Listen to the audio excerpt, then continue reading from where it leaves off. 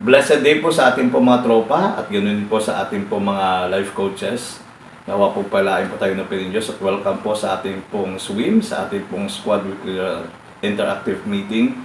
Ngayon po ay nasa lesson number 25 po tayo ngayon, a self-disciplined life. Napakaganda po nitong topic po natin dahil po relate po tayo na lalo na po sa ating po mga men and women in uniform as well din po sa mga life coaches po natin. Reflection po natin po dito po, as a child, did you find easy or difficult to get to school on time? Of course, naranasan po natin po nung tayo po kabataan, na hirap din po tayo gumising po sa umaga. At ganoon din po sa ating po mga anak po, ganoon din sa hirap din po sa pagising po sa umaga. Kaya po, minsan dala-dala din po natin yung attitude na yan po sa ating pong buhay nung kabataan po natin hanggang po magtrabaho po tayo. Kaya next po dito is, are you now able to come to work on time? Kaya di ba minsan po, minsan nirelate po tayo, minsan pagod po tayo, parang tinatapad po tayo. Pero kailangan din po natin na magkaroon po tayo ng self-discipline. Ano pong patunay po dito ng salita po ng Diyos na kailangan po natin magkaroon po ng self-discipline?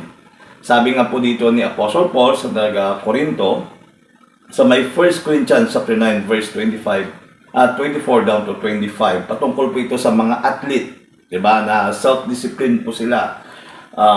Do we now know that the runners in the stadium all run in the race, but only one wins the prize, so run as to win.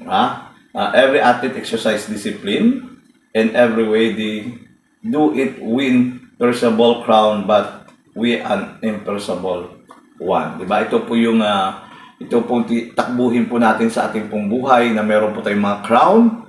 At yung crown po na gusto po natin po dito yung imperishable one, yung hindi po na nabubulok na corona, which is doon po natin makukuha po yan sa langit.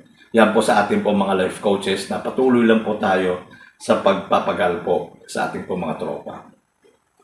Next po dito, before po tayo dako po sa ating pong 1 and 2 points po dito, why we need to practice self-discipline. Of course, kailangan talaga po natin ng self-discipline. Sabi nga po dito ng isa pong author po, self-discipline begins with mastering of your thoughts. If you don't control what you think, you cannot control what you do. Kailangan talaga po natin nag-umpisa po yan sa utak po natin po, na masabi po natin, gawin po natin ito, hanggang po ma-master po natin, para po yung ginagawa po natin ay nakokontrol po natin. Once po hindi po natin ito makontrol, yung ating pong kaisipan or thought po natin, ay hindi po natin makontrol yung dapat po natin gawin. Ano pa po ang sabi po dito ng salita po ng Diyos sa kanya po, sa ating pong lesson po ngayon is, we need self-discipline to perform our jobs effectively and to pursue our dreams and ambition.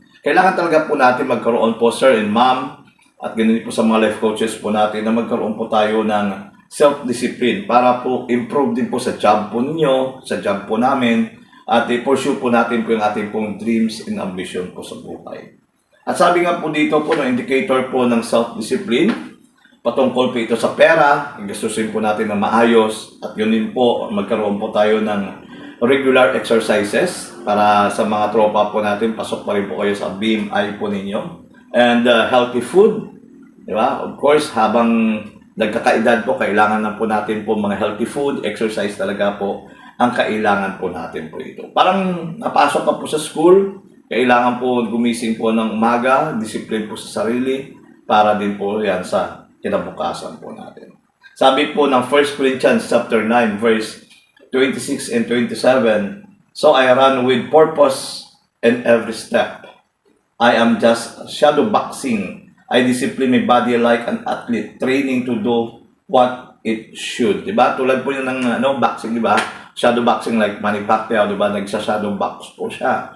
Ganun din po sa mga basketballista po natin po, nag-shooting kahit po walang ring. Kaya po yun po yung ginagawa po natin para po yung ating po yung muscle reflexes ay magkaroon po ng ganyan. Kahit ano pong nangyari ay alam na po natin kung ano pong ginagawa po natin. Number 2 po dito, we need self-discipline to train our hearts and mind and bodies. Kailangan talaga po natin kasi po, minsan po yung hearts po natin ay very emotional po tayo. minsan po yung mind po natin ay talagang nag-iisip po talaga po tayo, which is yung body po natin ay kailangan din po natin i-self-discipline po ito. Sabi nga po ni Ralph Waldo Emerson po, no?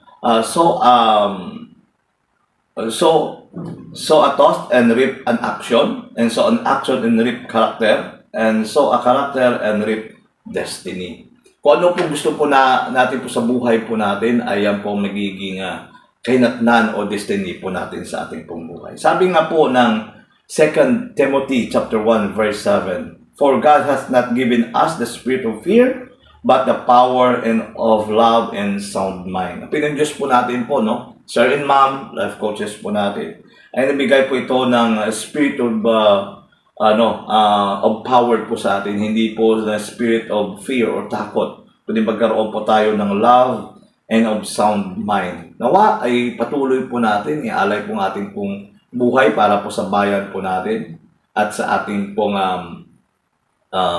mga kababayan po natin po, no? Sir and Ma'am, at ganoon din po sa mga life coach po natin. Ang ating pong challenge po dito, what is the most significant learning today and what will apply in our life, di ba? Ano ba bang ma-apply po natin po dito, kundi self-discipline po as individual. Nawa, pagpalain po, nawa po tayo ng Panginoon Diyos at ingatan po tayo ng Panginoon Diyos. Yan po ang aming po mga samot dalangin po sa inyo po mga tropa. Maraming salamat at God bless us all.